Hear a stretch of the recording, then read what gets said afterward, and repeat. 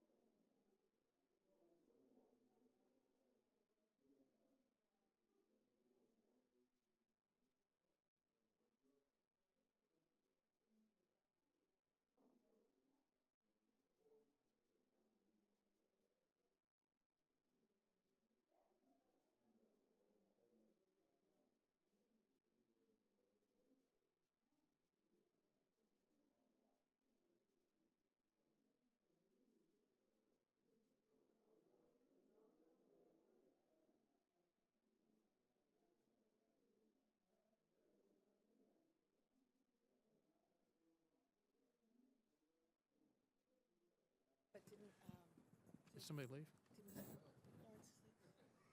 Uh-oh, somebody left? Someone left. But she was here, right? She went outside to take a phone call.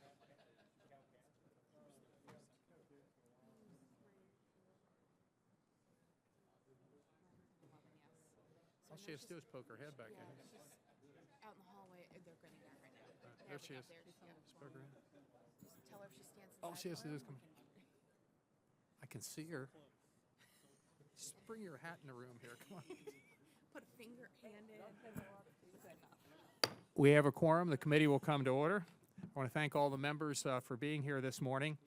And before we get into the substance of this markup, I'd like to recognize one of our colleagues, the gentleman from Illinois, Mr. Bost, who will unfortunately be leaving us and moving down to the Transportation Committee.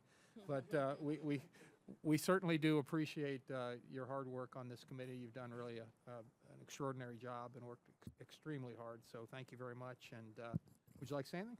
Thank you, Mr. Chairman. It's been a pleasure working with you for the last year, and appreciate all the help and support kind of as we freshmen get up and running, and you've been a tremendous help with that, and thank you to the committee staff as well. They do a great job here.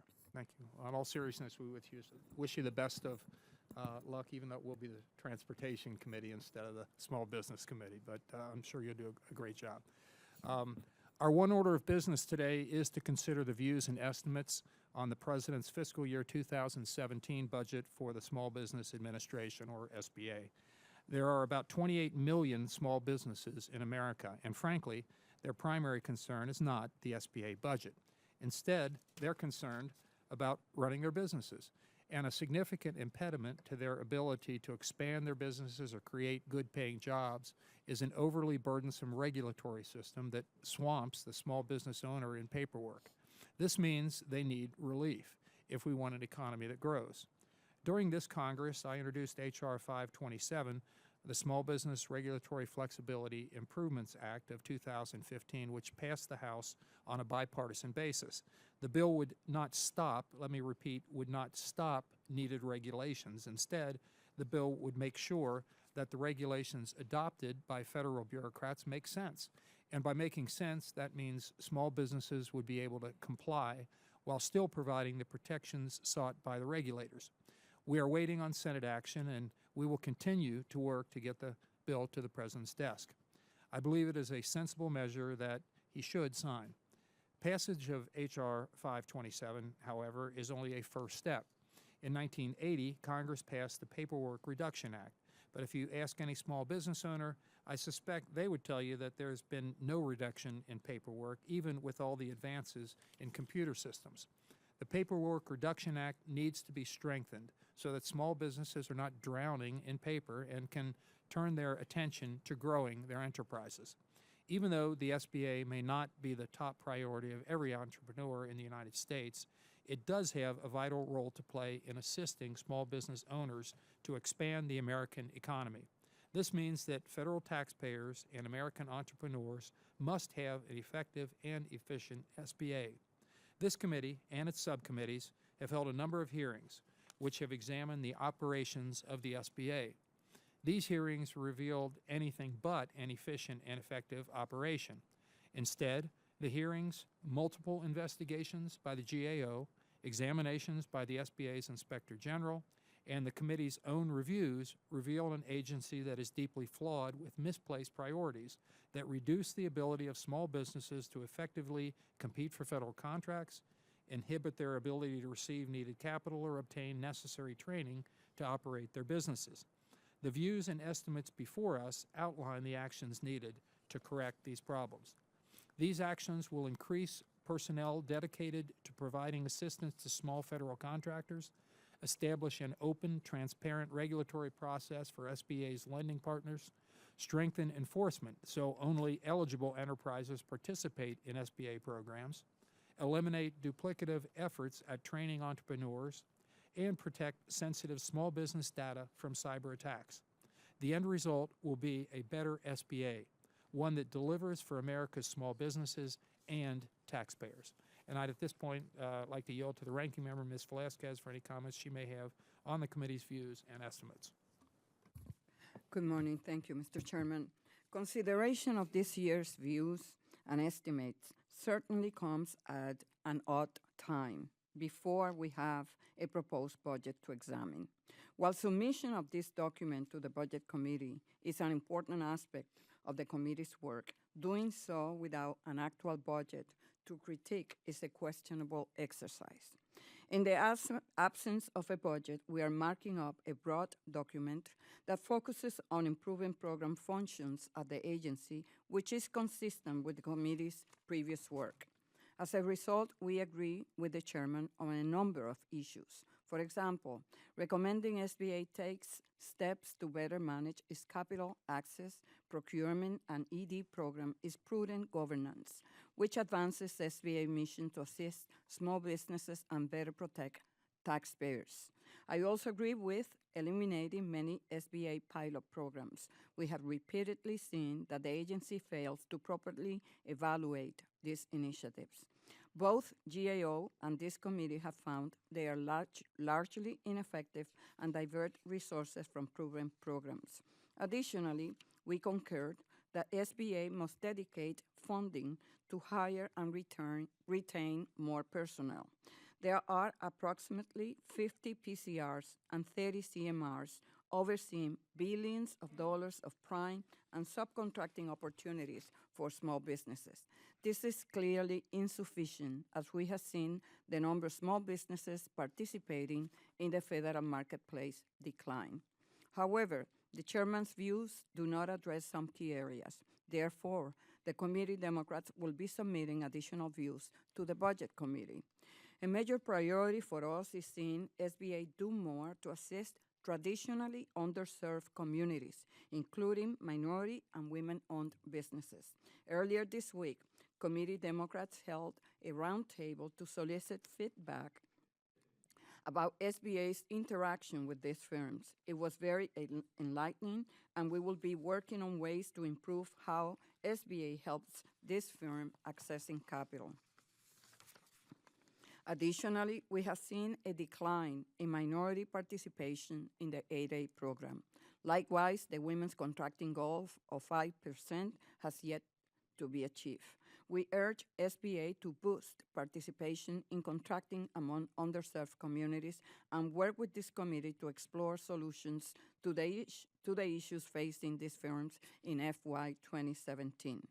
Second, nearly 8 years later, SBA has yet to implement the disaster programs created after Hurricane Katrina. Next year, I expect the SBA to have fully implemented these programs or request this committee to make legislative changes needed for implementation. With the frequency of major disasters seemingly on the rise, it is imperative SBA is ready to deploy every tool it has to assist disaster victims. Finally, I would like to point out one area where the chairman's views and mine may not overlap perfectly. SBA is guaranteeing record levels of investment in our small business community while also reducing loan defaults, a trend that presumably helps fuel growth. It is important that loans in the 7A and other programs are being targeted to businesses who need them most, particularly those that have been unable to secure capital through private channels. Nonetheless, I'm pleased by SBA's robust loan volume and commitment to ensuring small firms can secure loans to grow and create jobs. The success of the American economy depends on small businesses accessing capital, receiving technical support, and securing federal contracting opportunities. We will continue supporting SBA in delivering these services. Working together in a constructive, bipartisan way will bring tangible benefits to small businesses and make sure taxpayers see a positive return on their investment. I thank you, and I yield back. Thank you very much. Are there any other members who wish to be recognized for a statement on the committee's views and estimates on the SBA budget request for fiscal year 2017? If not, the committee moves to consideration of the views and estimates. The clerk will read the title of the document. Views and estimates of the Committee on Small Business on matters to be I set ask unanimous forth. consent that the views and estimates be considered as read and open for amendment in its entirety. Does any member seek recognition for the purpose of offering an amendment? Seeing no amendments, the question is on adopting the views and estimates on the SBA budget request for fiscal year 2017. All those in favor say aye. Aye. All those opposed, no. In the opinion of the chairs, the ayes have it. The ayes have it, and the views and estimates are agreed to. Mr. I Ch- now, yes. Mr. I now Chairman. recognize the ranking member for the purpose of a motion. Mr. Chairman, I would like to give notice that that the committee's Democrats will be filing additional views with the Committee on the Budget regarding SBA FY 2017 budget. Without objection, so ordered. Thank you. Thank you. And does any other member have a motion to file additional or dissenting views? Seeing none, the committee is authorized to make technical and grammatical corrections to the views and estimates. And I would like to thank everyone for being flexible about the rescheduling of this markup due to the blizzard of 2016, which I guess a lot of the staff were here. Most of the members were safe back in their warm districts, although they weren't necessarily warm. Some got a lot of snow, some didn't, but that was the purpose. That's why we had to reschedule this. But thank you very much for being here today. If there's no further business to come before the committee, we're adjourned. Thank you very much.